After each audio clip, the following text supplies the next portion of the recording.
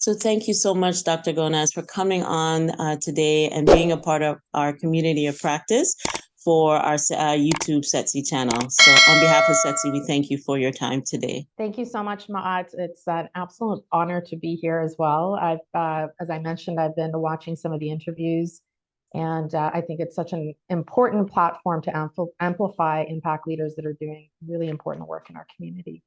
That's right. That's right. Okay, so before we start, we always acknowledge the original stewards of the various lands that we are on.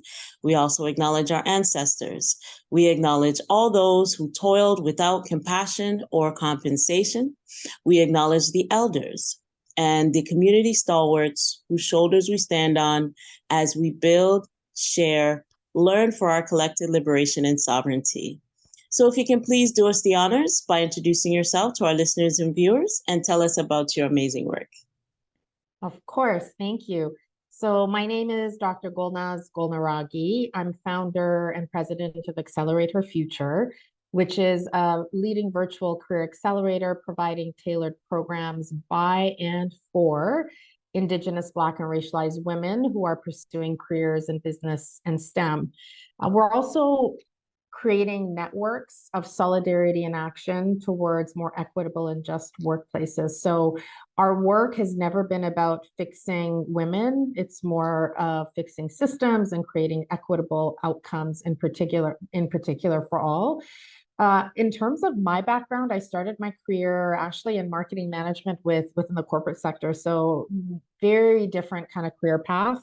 I did that for a number of years that eventually brought me to Toronto from Vancouver to a role. And when I became a caregiver, a parent, I was looking for more flexibility. So I transitioned into higher education where I taught for about 15 years at a GTA college. And that particular experience was really important and seminal for why I started Accelerator Future. Not only my own lived experiences as a racialized woman teaching within a predominantly white kind of faculty, but also my research looking at the experiences of racialized immigrants and in particular racialized women with the labor market.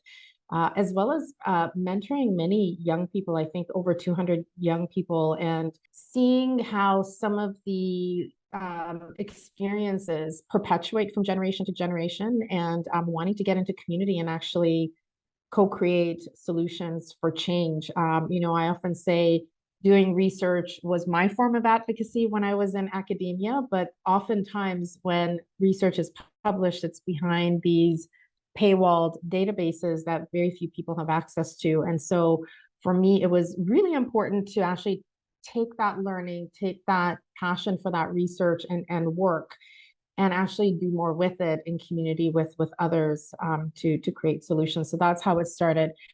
I also want to call out my mom. I think it's really important to bring our whole selves into these conversations. I'm a first generation immigrant settler from Iran, and it's been in the news a lot, and it always has.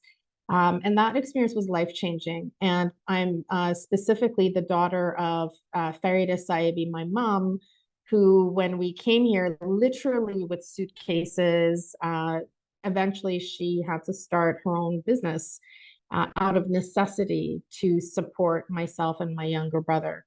And so she is one of my biggest mentors and teachers in terms of strength and courage, perseverance, determination, and the values that I've learned particularly in terms of working and connecting with community. So it was important for me to call her out as well. Oh, that's amazing. We love, all that our parents do, especially when we come from immigrant parents like myself as well. And all that they've done for us, it's so important. And the accolades of your work is just amazing. It's so important. We are growing in a society of a multifaceted. It's been that way for a long time, but a multifaceted culture, and it's really important to, especially the women of society, in the society that we're in right now, of a multi-diverse nation, it is important to really reach out to these key areas in our lives to better our lives and to enrich our community. So very good. Okay, so can you articulate your personal mission and vision for us, and what inspires you as well? Sure. So, really, this work started what accelerated me and a small group of women that kind of came forward and said, "Let's do this together." Was you know when we look at the stats to start with, never mind our own lived experiences, which we know to be true. When we look at the stats, 17% of entry level positions are held by women of color, racialized women. Yet when we look at senior leadership roles across private and public sector organizations, generally they tend to be held by mostly white men and now a growing number of white women. The glass ceiling tends to be much lower for women of color, for racialized women. And never mind that, we also navigate a whole bunch of like a labyrinth of barriers. And I don't mean to homogenize all of us. The experiences of Indigenous women, Black women, Muslim women, immigrant women that are new to this country, et cetera, all varied and different. But the reality is that we're just not advancing and the numbers are not shifting in a meaningful way. And that's what started this work. Really, what I wanted to do and what the team is really all about is the opportunity to do things differently and to do it on our own terms. And so, what inspires me with the work that we do is really our philosophy, which starts with challenging the status quo. As I mentioned before, we're here to work with our community to center their needs and voices to fix systems, not women. I think for far too long, we've been all about fixing women. And that's not what's required here, quite frankly. So we're here to serve our community so that they can navigate their careers, but also to create more equitable workplaces for women so they can flourish and thrive. We're also about solidarity, not charity. Like sometimes when I'm in conversation with people, it's so interesting to me that sometimes we look at our community, people look at our community through a deficit lens, through that negative lens. And that's no, we're here to change the narrative. We are highly educated, very competent, and ambitious. And so one way that we made a firm stance is that Accelerate Her Future is a for-profit social enterprise, but we have some intentional things that we put in place and decisions that we made. And this decision to be for-profit was, again, an act of agency to redefine those deficit narratives to say, there's a time and place for charitable work, but as a community and the work that we're doing, we don't see ourselves as charity within that context. We see ourselves as leaders. And then, of course, in doing things differently, looking at power dynamics. So I'm constantly thinking about power dynamics. How do we redistribute power and resources in the work that we do? So, for example, my salary internally is no more than 3 times the lowest paid member of the team. Where we do have a surplus, we contribute 25%. We actually crowdsource organizations that are led by Indigenous and Black youth or women as a team. And we contribute 25% of our surplus to community, and the balance goes right back into the organization and business. We're also in working with partners and sponsors, particularly corporate partners and sponsors, really thinking about and doing a lot of conversation and work around what does respectful and equitable partnership look like? Where we are a small organization and the power dynamics can be quite substantial in those relationships, right? And so, what does it mean to work in a transformative way, not a transactional way in these relationships? How do we build long-term relationships that actually contribute to our shared mission and purpose towards equity and justice? What does a trust-based relationship look like as partners working together as opposed to a sole focus on KPIs and numbers? Those things may be important, but they should not be the center of the discussion. It's really about how do we learn together, work together, and build trust. And then, of course, respectful relationship also means paying us our value and working alongside us in meaningful ways. So those are what inspire me. And of course, we have a nothing about us without us for us philosophy, which means that from day one, We've always worked with our community, centered their voices and needs. It's in our DNA. It's represented in not only our team, but our advisory group, our community, and how we approach creating solutions and programs. So we are very values based in how we lead, and that inspires me. Awesome. My goodness. My two takeaways are fixed systems, not women. Yes. And solidarity, not charity. That is so, so true. You know, that's what the whole, whether profit or not for profit, it's all about that social drive, you know, that social purpose at the end of the day. So, yes, I'm going to put that on a t-shirt for sure. Solidarity, not charity. I love it. So, on the flip side, what challenges and barriers have you faced, and how have you worked to overcome them? I mean, I'm sure you would appreciate, and I know from having listened to some of the other interviews that you've had, this work is not easy. It requires a lot, and it's not work that can be done by one person. It really takes a community. It takes multiple different, you know, entities, I suppose, in an ecosystem to address the complex challenges and issues that we are all navigating. I would say one of the biggest challenges that I see is that we need to take this work, diversity, equity, inclusion, justice work, to much deeper levels. In some cases, we're still talking about the same issues that are very like superficial in some ways.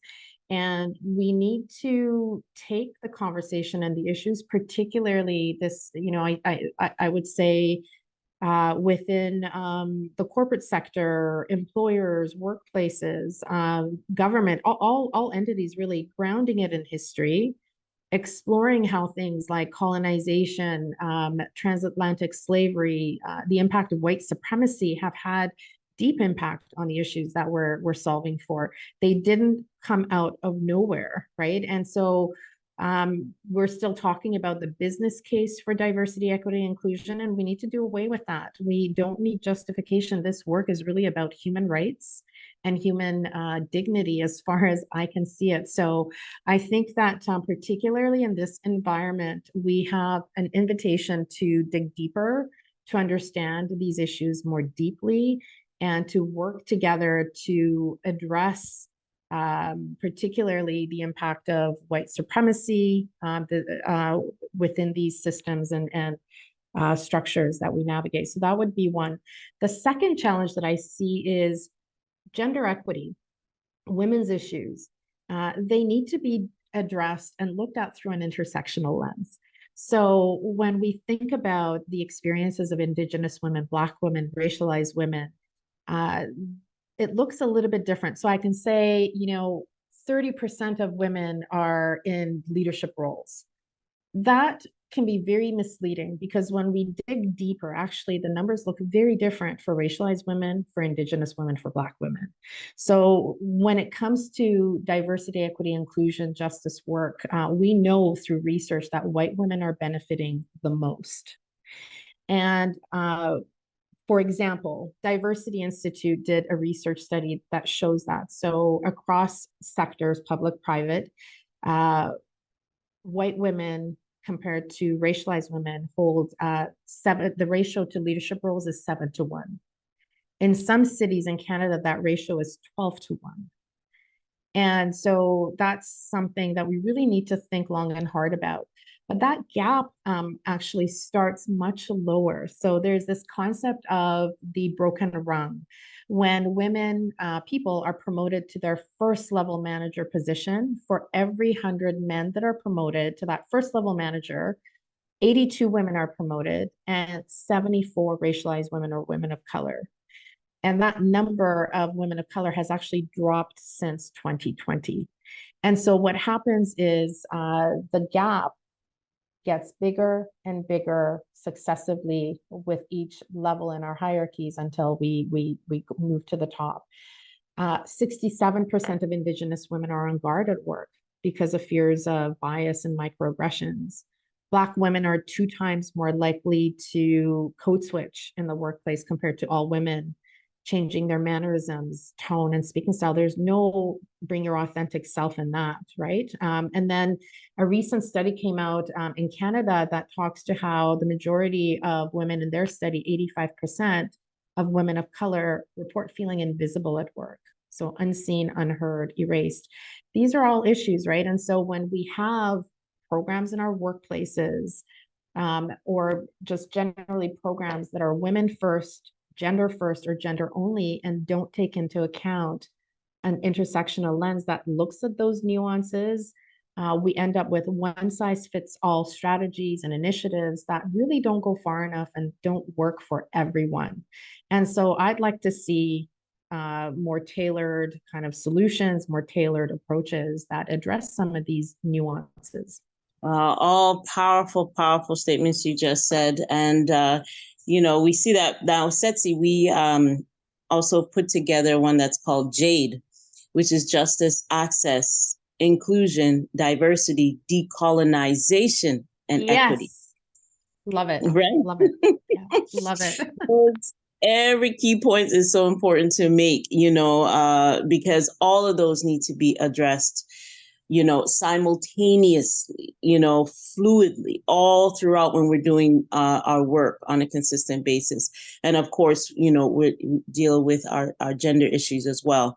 But once we start to get into these, parameters, these frameworks, then we can start to really help to break the barriers. But we know that it's definitely an uphill battle. It's not something that we'll probably see in our lifetime. But the more and more that we work with young people, we know that they are our future and they're the ones that are going to be the change makers. We lay the foundation, but they're the change makers. So kudos to you on that one. So what are you working on right now? What are some of your key priorities you're working on?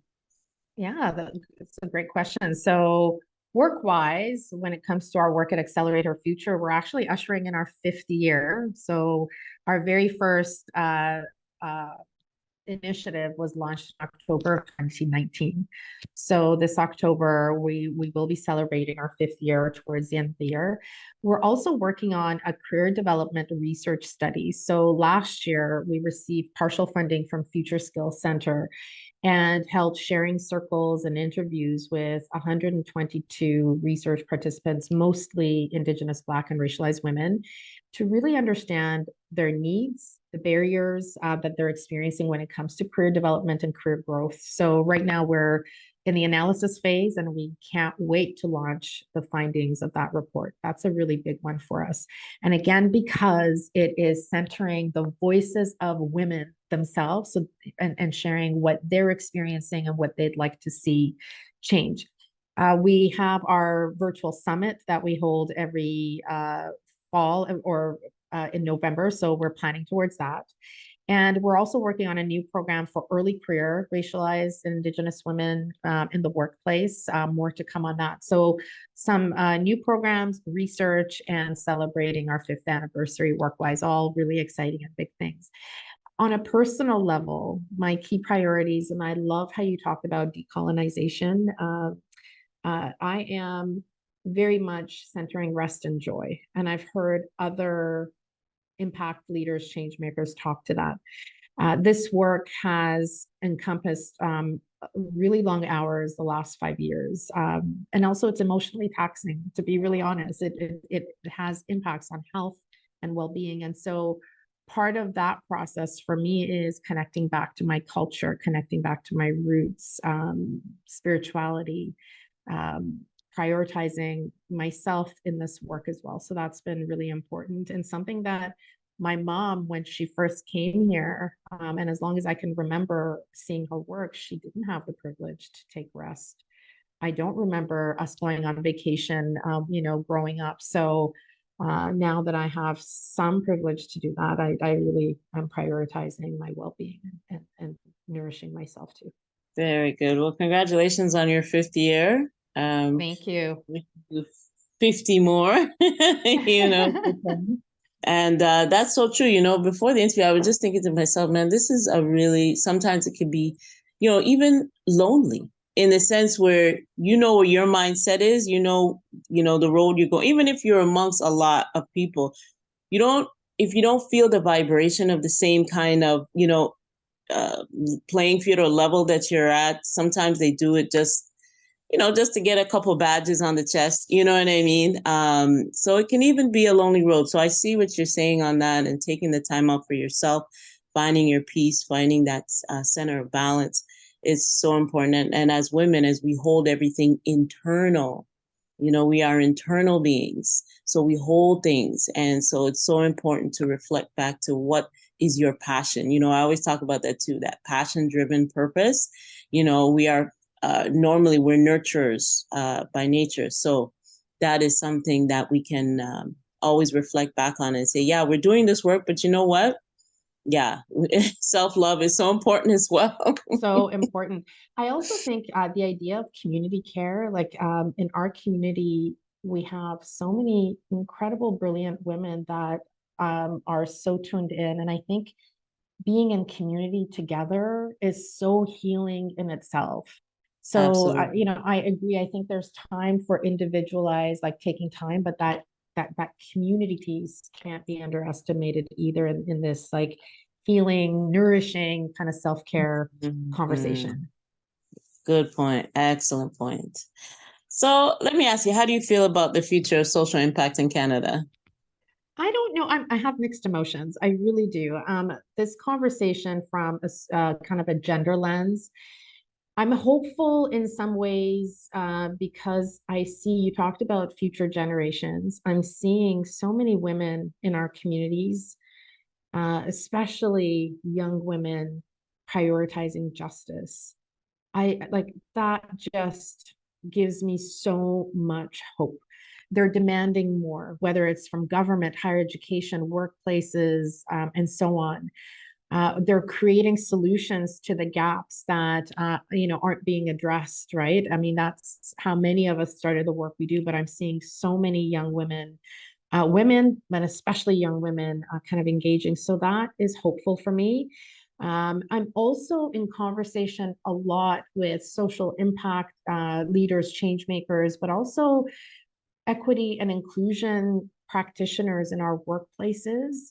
And I am really encouraged by the change that they're attempting to make from the inside out, and the conversations that we're having that really do take this work to a deeper level. Really, people that are committed and passionate about intersectionality, anti-racism, decolonial approaches, liberatory approaches. So that gives me hope. Where I would like to see more is, again, what I talked about when it comes to gender justice or gender equity. We need more tailored approaches, right? It's like women, gender first approaches don't cater to all women.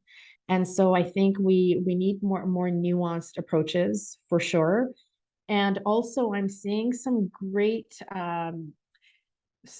great initiatives that are funding different social enterprises, social impact organizations that aren't the large, typical organizations that always get the funding, but funding for, initiatives that cater to Black communities, to other equity deserving groups or systemically excluded populations. But I think we have more work to do in terms of funding and access to resources in creating an equitable ecosystem within social innovation as well. Absolutely. We can go on and on about that, as far as the future of, social impact. But yeah, I always say I try and keep on the rose-colored glasses. Maybe I don't have them on today, but I have a think pair we all on. need it.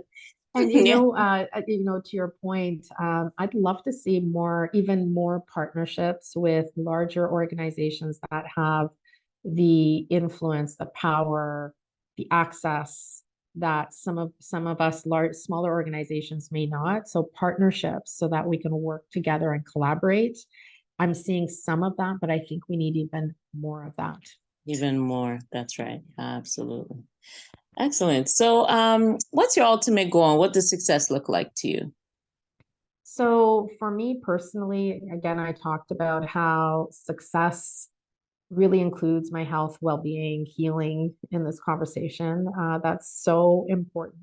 So I've been really working on slowing down, slowing down, working on what's really important, letting go of perfectionism or false sense of urgency. And that's also part of decolonizing or changing the way I personally work and deprogramming some of those things.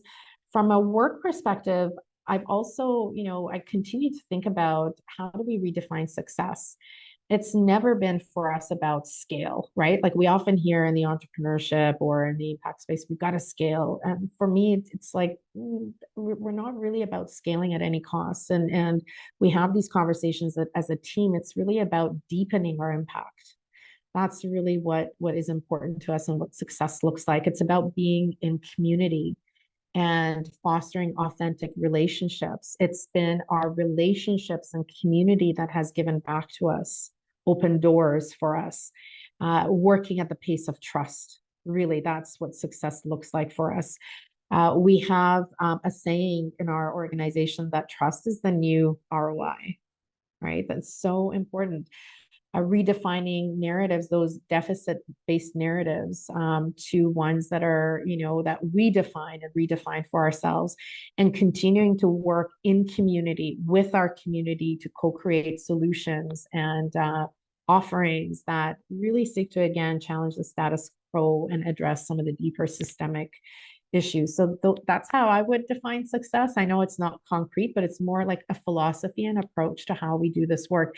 And it makes the work harder, I have to say, but it's so aligned with our values and what's important to us.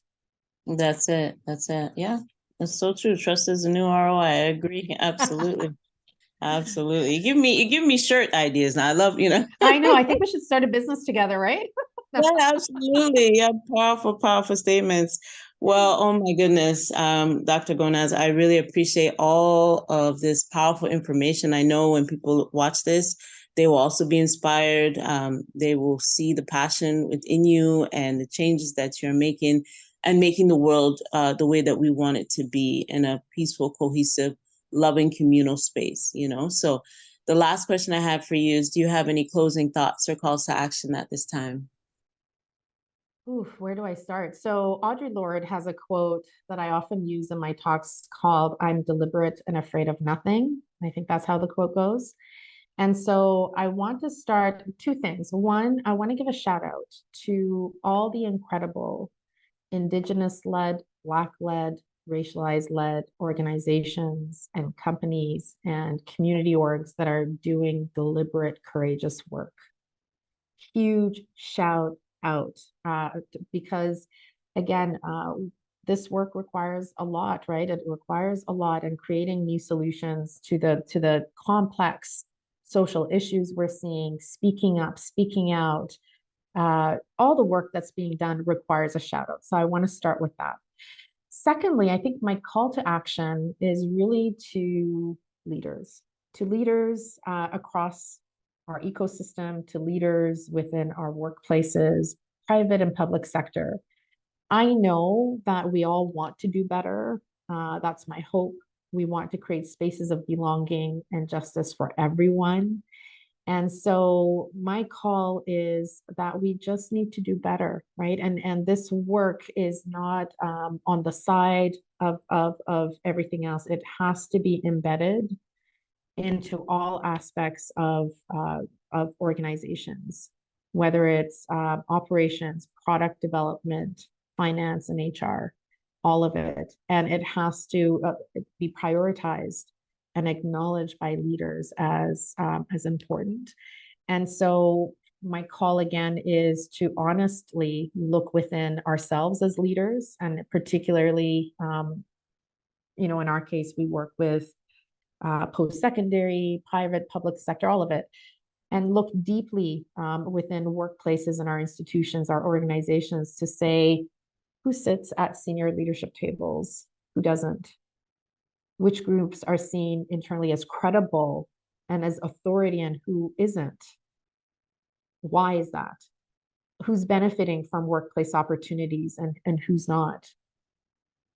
How are decisions being made? Who's at the table and whose voices are heard and whose isn't? who's being paid the most and who's not, right? And like ultimately whose needs and voices are being prioritized when strategies are created, decisions made, programs, service, any of that is put forward. And I think we have some work to do there. And given our work centers around Indigenous women, Black women, racialized women, we need to do so much better when it comes to Indigenous, Black, racialized women within our communities and workplaces to address the deep, I guess, what's the word? Not landmines, but a labyrinth of barriers we experience when it comes to our careers, and then creating intentional, actionable solutions to really create transformative change. That's what I wish for, so that we can all flourish and thrive. Flourish and thrive, exactly. Wow. Oh my goodness, this has been an explosive interview. I thank you so much. We appreciate all that you do, your leadership, and I know this won't be the last. We have things that are coming up that I know Victor will engage you in, and you can definitely voice what needs to be said so it can permeate throughout in the ethers here. So once again, on behalf of SETSI, we thank you so much for all that you do. We wish you nothing but success, peace, love, and happiness. And until we meet again. All the same, right back to you folks and to SETSI as well. Thank you. You're welcome. So we will close the way that we began by acknowledging the original stewards of the various lands that we are on. We also acknowledge our ancestors. We acknowledge all those who toiled without compassion or compensation. We acknowledge all the elders and community stalwarts whose shoulders we stand on as we build, share, learn for our collective liberation and sovereignty. You have a wonderful rest of the day, Dr. Gomez. All the best. Thank you so much. All the best to you. Take good care.